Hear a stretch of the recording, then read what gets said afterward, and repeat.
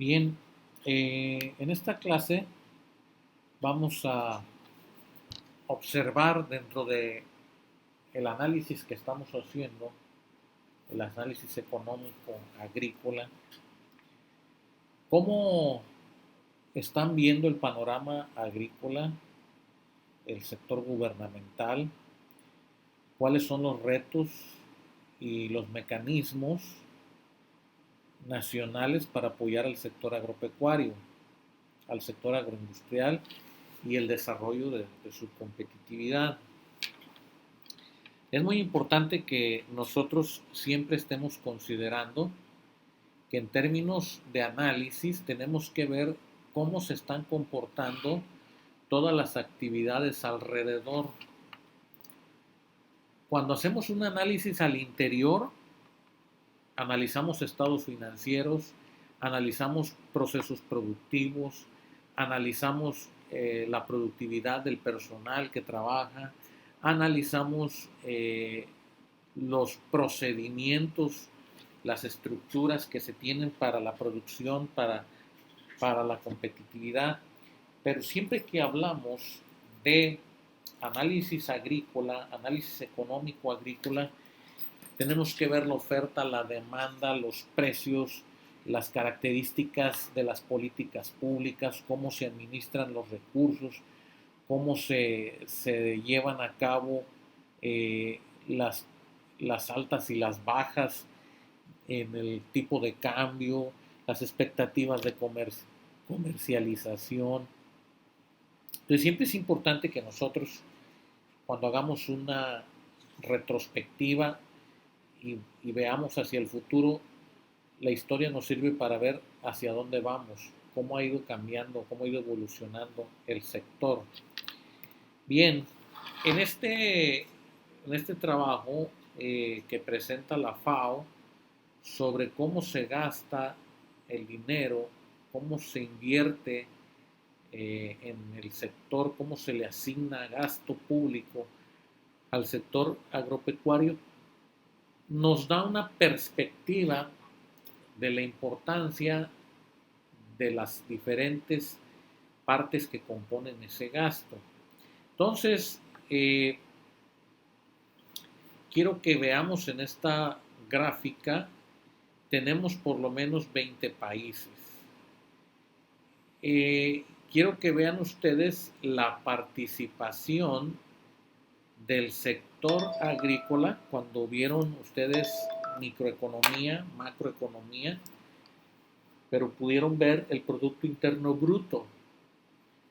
Entonces, ¿qué porcentajes? Es una tabla que se despliega desde el 0 al 25%. Entonces, esta tabla tiene países como Haití, Paraguay, Nicaragua, Honduras, Guatemala, Bolivia, Colombia, Ecuador, El Salvador, Costa Rica, Uruguay, Perú, Dominicana, Panamá, Cuba, Chile, Brasil, Argentina, Venezuela y México. Y hay un segmento que está en rayas diagonales vino, rayas guindas, que nos hablan del comportamiento en promedio de América Latina.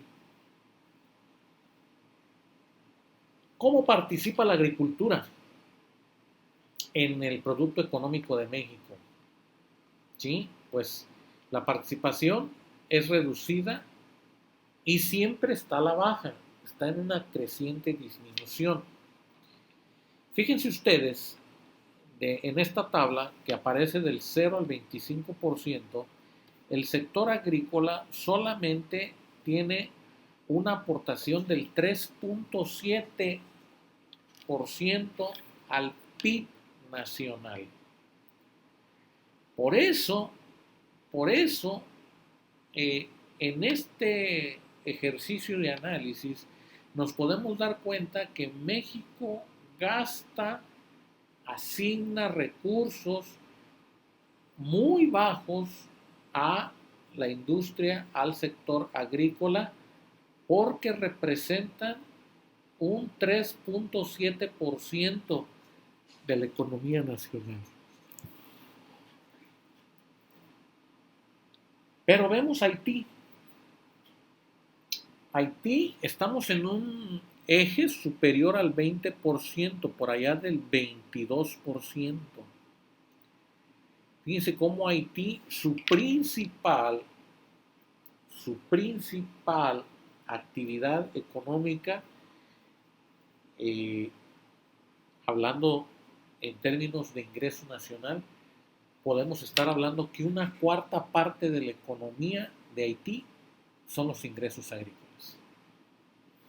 Pero es una isla, es poca tierra, pero casi un cuarto de la economía del país.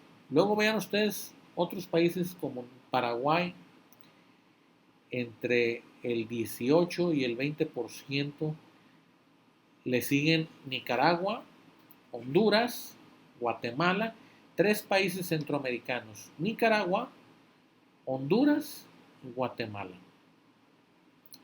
que llegan a ser países centroamericanos muy pobres que están en el continente bajo nuestro país. Pero ustedes se fijan, El Salvador, Costa Rica, casi con el 10%, Cuba, poco más del 5%, 6.5%, pero lo que sí es una vergüenza para nosotros es que nuestra participación es tan solo del 3.7 del Producto Interno, de lo que se produce en la economía nacional. Hablando de América Latina, vamos a ver la productividad agrícola respecto a la productividad global. Nuevamente aparece una tabla donde nos habla que la mayor parte de los países, en la mayor parte de los países, la productividad por persona ocupada en la agricultura tiene un valor entre el 40 y el 70% de la productividad promedio del país. ¿Qué quiere decir esto? ¿Qué significa esto? Significa que por cada persona ocupada en la agricultura, por cada persona ocupada en la agricultura, esta persona llega a ser productiva entre el 40 y el 70%. Ojo, esto, países como Nicaragua, países como Colombia, países como Paraguay, Uruguay, Dominicana, o sea, que estas personas que están en la agricultura tienen un valor altísimo en la productividad promedio del país. O sea, que las personas que están en el campo, ¿sí?, llegan a ser altamente productivas. No son solamente personas que están esperando que llueva, que las plantas hagan su función y posteriormente ellos cosechar. No, son gente que le están apostando, invirtiendo, trabajando, diversificándose, generando oportunidades de empleo, generando desarrollo tecnológico, generando cambios en la calidad del producto, generando investigación en los productos, y eso nos habla de que esas personas llegan o tienden a ocupar entre un 40 y un 70% de la productividad. Pero el caso de México es vergonzoso.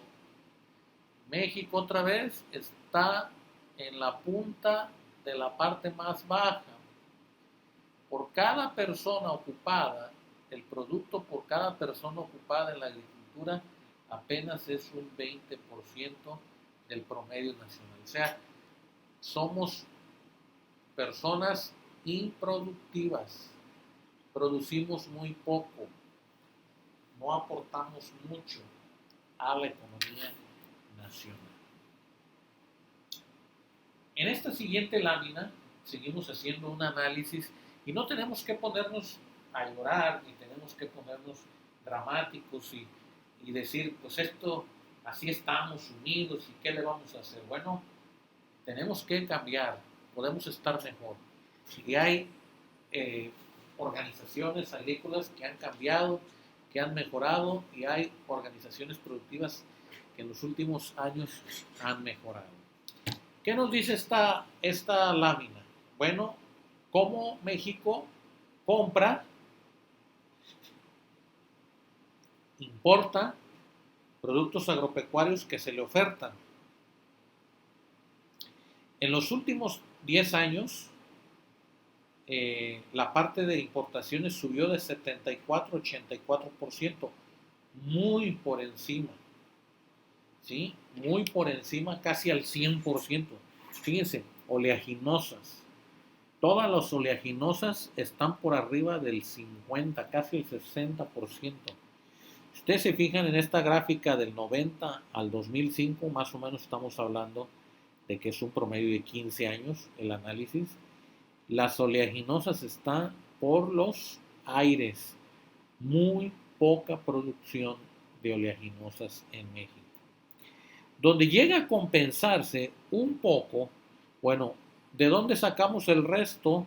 Si estamos importando el 80%, pues el 20% del total de lo que consumimos es producido en México.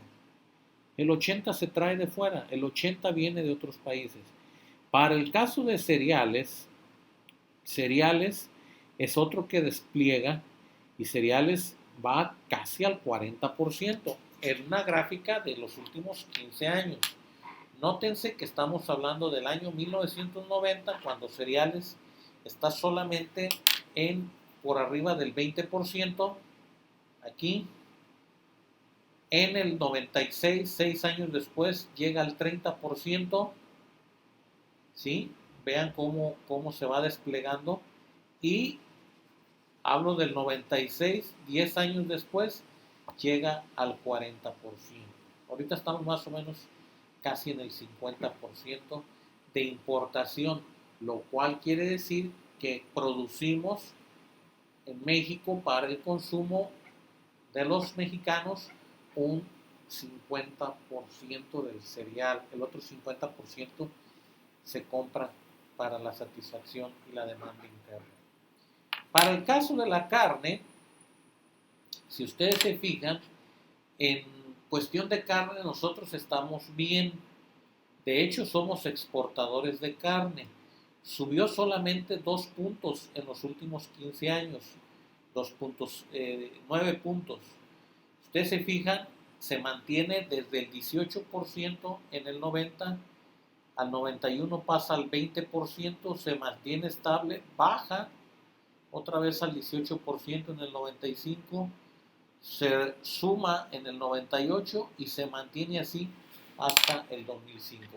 Eso quiere decir que nuestro sistema producto carne es un sistema muy competitivo, y generalmente la carne que se está comprando son carnes selectas, cortes, piezas para restaurantes gourmet, para negocios como el Sam's, el Costco, que venden productos que vienen introducidos del extranjero, y que bueno, ahí están los conceptos de carne. Y de leche todavía es más bajo, aunque sube 9 puntos, de estar en 15% y llegar a 24%, aunque sube 9 puntos, se mantiene muy por debajo de lo que es. Cuando hablo de leche también hay que pensar que por cuestiones de dietas, de gourmet, de cierto tipo de alimentación de ciertas personas, los elementos son importados, sobre todo leches especiales para el consumo aquí en México. Ahora, el gasto público en Estados Unidos, el gasto público rural en el año 2000, con la excepción de Uruguay, México es el país que ha tenido el mayor gasto público por habitante rural, ¿sí? O sea, que México ha destinado mucho dinero a cada habitante rural, pero recuerden que somos poco productivos por cada persona ocupada, ¿sí? Y es casi el doble, la inversión de México es casi el doble del país que le sigue, que en este caso es Brasil, y que el promedio regional más o menos estamos hablando de que es la mitad de lo que México invierte. Invierte. Este es un panorama de lo que se invierte eh, en cada habitante rural. Cada habitante rural. ¿Sí? Y ahí está lo que México lleva a cabo, a excepción de Uruguay. México es el más interesado en gastar en cada habitante. Y no porque sea malo, sino porque estoy de acuerdo que debe haber incentivos, estoy de acuerdo que debe haber apoyos, estoy de acuerdo que debe haber recursos, pero la gente que recibe esto debe demostrar productividad. No que me lo gasté en una borrachera y se acabó el apoyo. Conclusiones.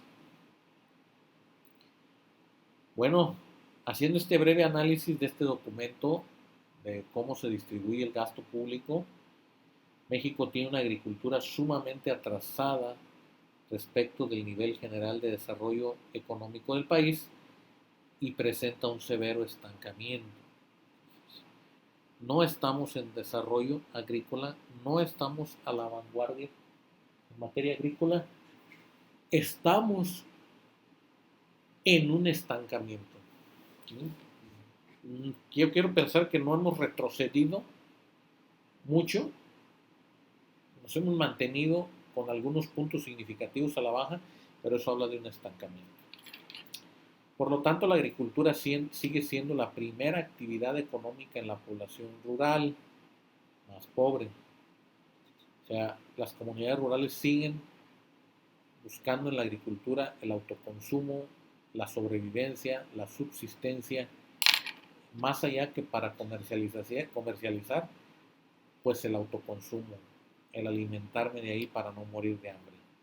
El desarrollo agrícola puede contribuir a favorecer la dinámica de la economía rural en su conjunto. Cuando nosotros ponemos en orden la parcela, cuando nosotros llevamos un registro de los ingresos, los egresos, cuando nosotros llevamos un plan de cultivo, de cómo debe de llevarse el método de planificación estratégico para un cultivo, entonces ahí es donde empezamos a cambiar la estrategia, cuando empezamos a ver cómo estamos logrando un mejor rendimiento y no nada más tirando nuestro dinero. Bien, hasta aquí vamos bueno, me faltó otra de conclusiones. No se cuestiona la política comercial. Una buena parte de la explicación de la ineficacia del gasto público rural se origina en que son muy mal distribuidos los recursos, mucho proteccionismo, mucho subsidio tirado, mucha gente que no tiene necesidad de los recursos los recibe y los que tienen la verdadera necesidad no lo reciben. ¿Sí? Entonces, por eso apenas una tercera parte del gasto público se destina al desarrollo del capital nacional rural, como obras de infraestructura, obras de riego, mejoramiento de servicios, sobre todo caminos, brechas para acceder hasta las huertas, los ranchos, el uso sustentable de los recursos, que siempre tengamos en cuenta que los recursos se están agotando y bueno, que tengamos una forma de gastar menos recursos, y la salud animal, la sanidad vegetal y la inocuidad alimentaria. Entonces, con esto terminamos la clase de esta semana.